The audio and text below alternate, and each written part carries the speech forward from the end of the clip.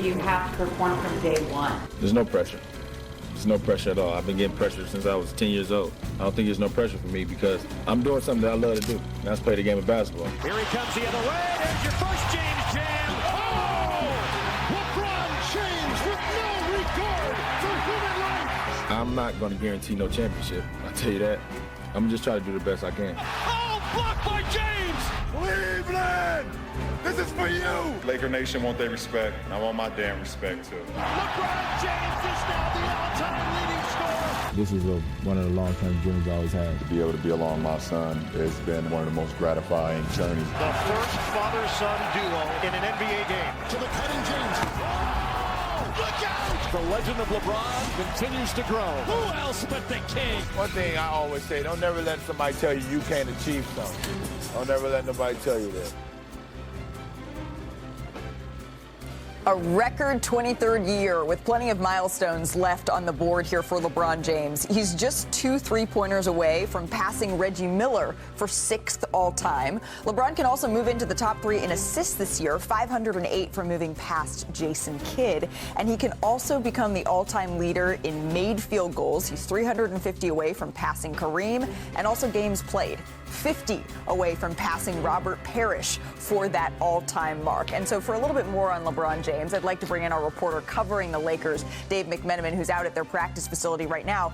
Dave, we know that LeBron, he didn't participate in yesterday's practice or the opening day of training camp, really, and we didn't hear from him after that. What more can you tell us about the plan for him for when we can expect him to be out there with his teammates? Yeah, Malik, he's not going to be setting any statistical milestones in the preseason, I don't think. He has been ruled out for the time being with nerve irritation in his glute. Now, I'm told that this is a situation that Lakers believe and LeBron James's camp believes that with rest and therapy, he can overcome it. We have about 3 weeks until opening night, and kind of the thought process for everyone involved right now is let's get him right for when the curtain comes up on the season. That doesn't mean at this point that the full preseason is completely ruled out, but certainly he will not play in the Lakers' preseason debut Friday against the Suns, sources tell me.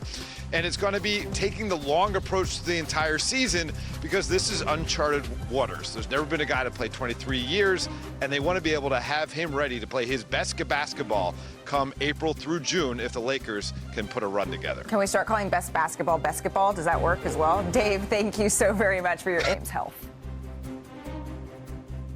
Malika, LeBron told me that he's not where he wants to be at this stage of the preseason. Now, he said, of course, that he has time to get there. But really, this is something that the Lakers are monitoring and LeBron's monitoring. And we discussed his ramp-up plan yesterday at Media Day. How do you feel coming into the challenge of 82 games plus a hopeful playoff run? Yeah, for sure. That's always the challenge. You know, how can I get my body closer to 100%? Obviously, coming off the MCL sprain of last year, obviously, you know, the foot is kind of giving me a little problems from time to time throughout the course of the last few seasons. So that's always the challenge of seeing how I can get my body, you know, as close to 100% where I can go out and perform at a high level. So a lot of miles on my game. I've, you know, trained, you know, throughout the course of the offseason. But just my presence is going to be important as well. You know, making sure that even if I'm not on the floor, just I'm always in tune with what we're doing so I know what's going on at all times. So, you know, just looking forward to that. LeBron told me that it remains to be seen how much he'll participate in training camp and in the preseason. I'm told that the plan going into the Lakers' first practice today is that LeBron would be a limited participant on the court, maybe only be involved in some light shooting, but certainly be here and be present. As for the preseason, the Lakers have 6 preseason games.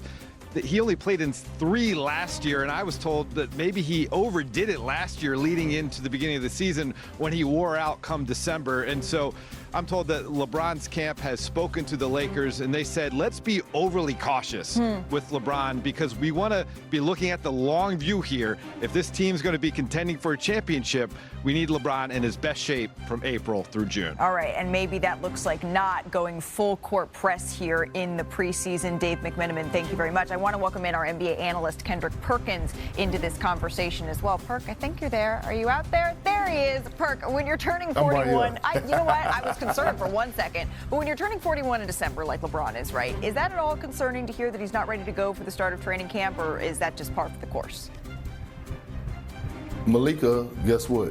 What? I'm turning 41 in November. We the same damn age, damn it.